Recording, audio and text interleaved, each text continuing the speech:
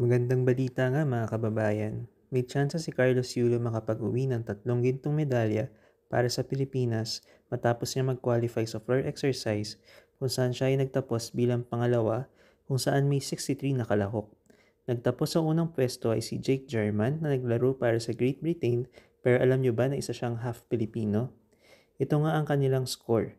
Mapapansin natin na lumamang si German sa level of difficulty, pero mas mataas ang nakuha ni Kaloy sa execution. Pumasok rin si Kaloy Yulo sa isa niya pang pet event na vault. Ating matatandaan na isa rin siyang world champion dito bukod sa floor exercise. Sa vault naman, siya ay nagtapos sa ikalimang pwesto at ito ang kanyang score. Napapansin niyo ba? Parang mahigpit na kalaban ni Kaloy si German sa mga pet events niya.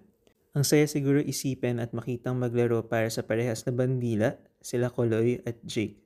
Dalawa na lang ay makabuo na sila ng team. Kung napanood niyo si Kaloy, marahil ay napansin niyo rin itong player na to, si Marius, mula sa Cyprus. Napapansin ba kayo? Mukhang Pinoy, no? Si Marius nga ay isa ring Pinoy, sapagkat ang nanay niya ay isang Filipina. Sa tingin niyo may iba pang Pilipino na naglalaro para sa ibang bansa sa artistic gymnastics? Sana sa susunod na Olympics, lalaban na rin ang Pilipinas para sa team events. Paano nga ba mag-qualify sa medal round? Maliban sa all-around, ang top 8 ng bawat event ang mag-a-advance sa finals.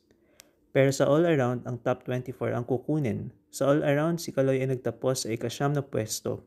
Bigo naman siyang pumasok sa finals ng pommel horse, rings, at parallel bars. Kailangan niya makakuha ng mas magandang score sa mga events na to upang tumaas ang kanyang tsansa na umangat sa standings pagdating sa all-around. Sa tingin niyo makakapag-uwi na kaya ng medalya si Kaloy sa Olympics? Huwag niyong matatandaan noong Tokyo Olympics sa finals lang siya ng vault pumasok, kaya alam nating malaking improvement na ang kanyang pinakita sa edisyong ito ng Olympics.